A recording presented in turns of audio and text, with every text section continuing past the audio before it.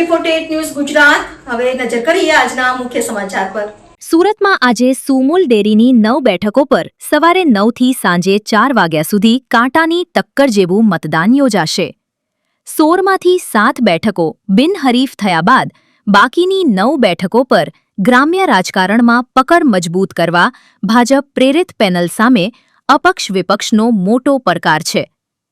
પ્રદેશ નેતાઓ સક્રિય થયા છે અને ચૂંટણી પ્રક્રિયા પર નજર રાખવા માટે 2 ધારાસભ્યોને ખાસ કન્વીનર બનાવવામાં આવ્યા છે।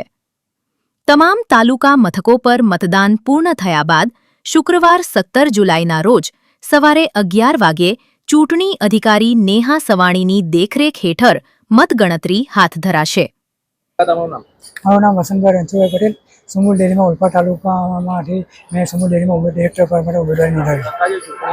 યોજાઈ રહી છે, કેટલો ઉત્સાહ લોકોમાં? 39 મતદારો છે, સભાસદો અને મતદારોમાં બહુ ઉત્સાહ છે। પશુપાલકો માટે સારી કામગીરી કરે એ માટે મેં ઉમેદવારી નોંધાવી છે। તમે પહેલા ભાજપ હતા, તમે ભાજપ સામે પક્ષમાંથી ઉમેદવારી કરી છે, આનું કારણ શું છે? ભાજપમાં જે મેન્ડેટ પ્રથા ચાલી રહી છે, ખરેખર સરકારી પ્રવૃત્તિમાં મેન્ડેટ પશુપાલકોએ આપવાનો હોય છે કે ખરેખર મેન્ડેટ પશુપાલક અને સુમુલ ડેરીમાં લાયક કોણ છે એ પશુપાલકો નક્કી કરવાનું હોય છે। તમે કદાચ જીતીને આવો તો પશુપાલકો માટે જે પ્રકારની તમે કામગીરી કરશો છો?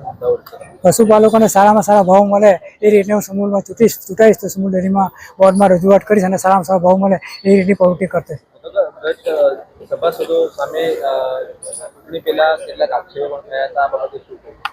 ચૂંટણી તપાસ આક્ષેપો થયા હતા, એની તપાસ રિપોર્ટ બી સરકારમાં પહોંચી ગયો છે। કયા કારણસર તપાસનો રિપોર્ટ જાહેર નથી કરતા એ તપાસનો વિષય છે। હું ઓલપાડ સુરત અને તાપી જિલ્લાની ખેડૂતોની પશુપાલકોની જે મંડળી છે એ મંડળીમાંથી ઓલપાડ તાલુકામાંથી હું પ્રતિનિધિ ભારતીય જનતા પાર્ટી સમર્થિત પેનલમાંથી હું ચૂંટણી લડી રહ્યો છું ને મારા ઓલપાડ મત વિસ્તારમાં 39 જેટલા મતદારો છે અને મેં ચૂંટણી દરમિયાન જે 39માંથી 38 મતદારોનો મેં જે સંપર્ક કર્યો છે અને લોકોએ જે મને અભૂતપૂર્વ આવકાર આપ્યો છે એ મારા જિંદગીનો એક અવિસ્મરણીય મારા માટે પ્રસંગ બન્યો છે। જે મેન્ડેટ પ્રથાથી તેનો તમારા કેટલાક સમર્થકોએ વિરોધ કર્યો હતો અને એમાંથી એક વ્યક્તિએ તો અપક્ષ ઉમેદવારી પણ નોંધાવી છે, આ બાબતે જો એ પાર્ટીનો વિષય છે, એમાં પાર્ટીએ શું કરવું એ પાર્ટી વિષય નક્કી કરી શકે। તમે જીતીને આવશો તો પશુપાલકો માટે કેવા હિતના કાર્ય તમે કરશો?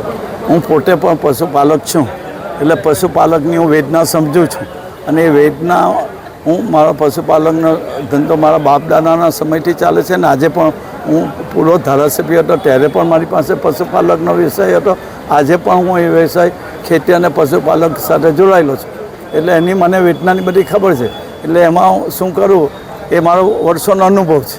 સાહેબ, શું કહેતા ચૂંટણી યોજાઈ રહી છે સુમુલ ડેરીની અંદર ટોટલ 16 સીટ માટેનું ઇલેક્શન હતું। એમાંથી ભારતીય જનતા પાર્ટીની 7 સીટો બિનહરીફ થઈ હતી।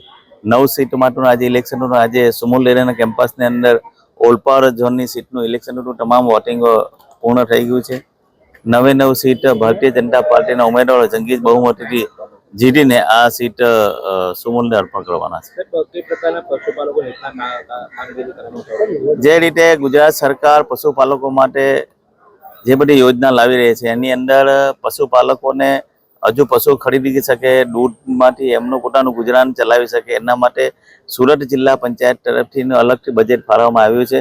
એની અંદર સુરત અને તાપી જિલ્લાના પશુપાલકો માટે એક સભાસદને 2 એટલે 2 ગાય લે અથવા 2 ભેંસ લે તો એના માટે 15,000 રૂપિયા સબસિડી બી નક્કી કરી છે। સુમુલ અને સુરત ડિસ્ટ્રિક્ટ બેંક મળીને 0% વ્યાજે પશુ પણ એમને ઉપલબ્ધ કરાવશે। Hitesh Parikh, AB48 news Gujarat.